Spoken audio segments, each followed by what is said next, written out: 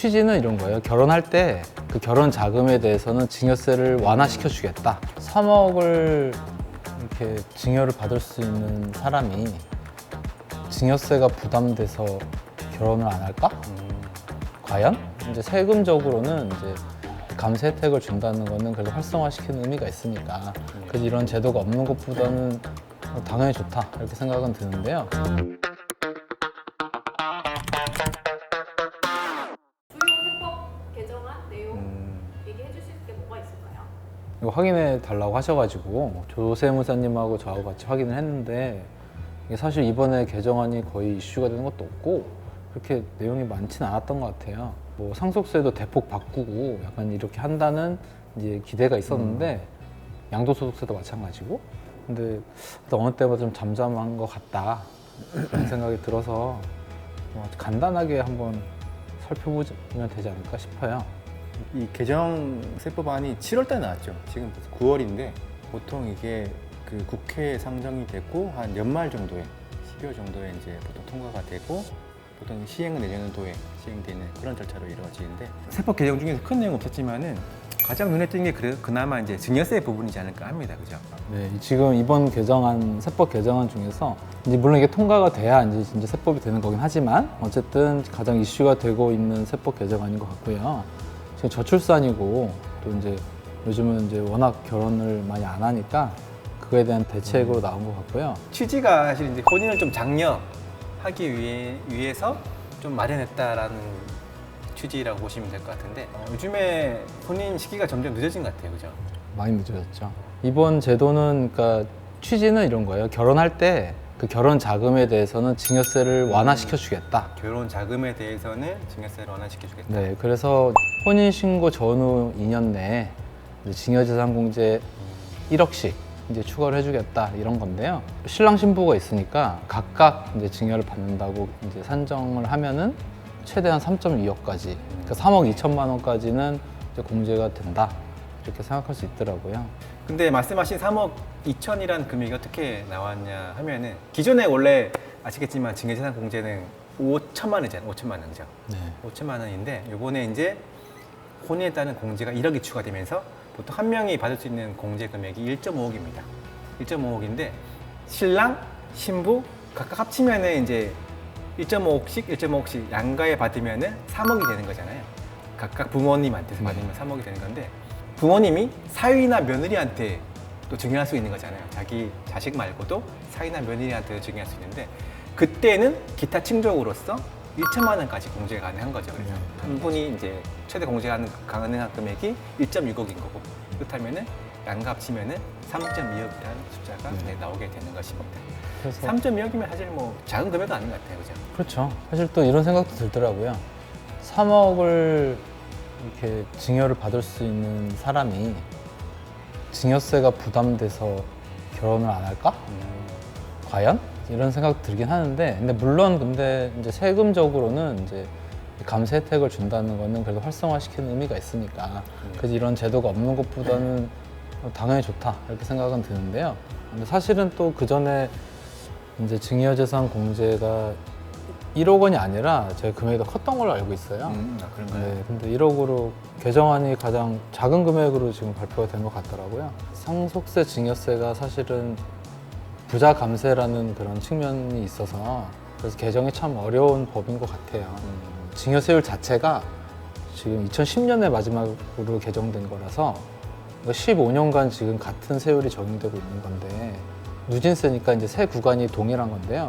그런데 지금 물가가 15년 동안 얼마나 많이 올랐는데 사실 이게 개정이 안 된다는 것도 좀 생각해 봐야 되지 않을까 그런 생각이 듭니다. 네, 그래서 이 증여재산 공제가 지금 5천만 원이잖아요, 원래. 지금 이번에 개정된 1억 말고도 기존에 원래 규정은 이제 1인당 5천이고 미성년자면은 이제 2천만 원까지인데 이게 2014년에 설정된 그런 금액인데 아직까지는 이제 변동이었거든요. 근데 물가 이게 상승률을 감안한다고 본다 하면은 이 공제 금액도 이제 점점 커져야 되는 게 아닌가라는 현실에 맞게 네, 그런 생각도 있고요.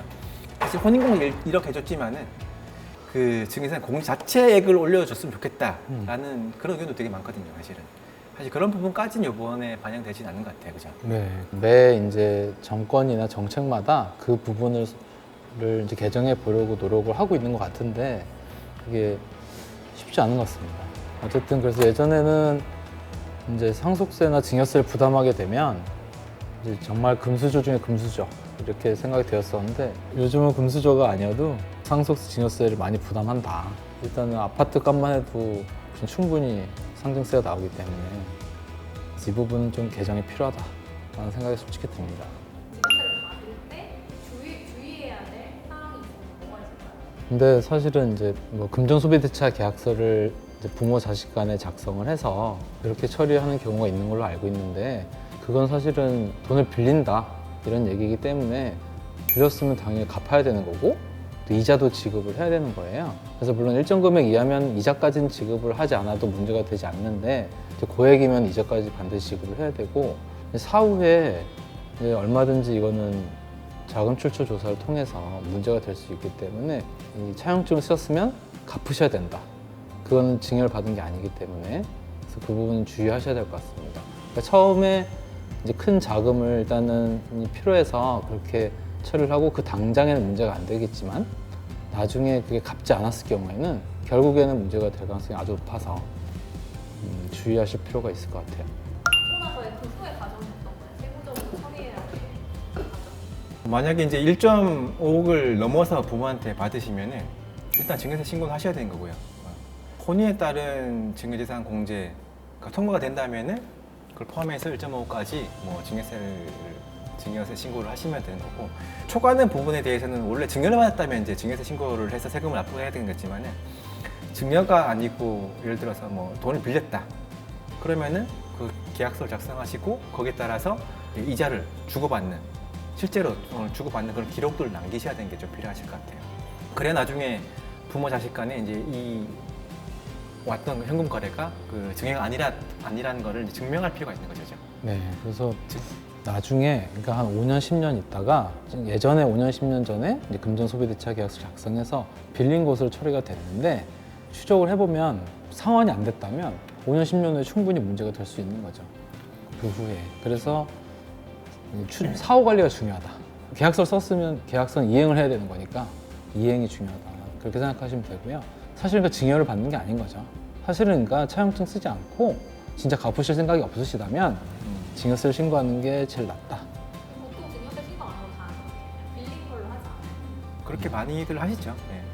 어쨌든 그렇게 즉 하시려면은 이자는 이제 정당하게 주고 받으셔야 된다라는 거고요.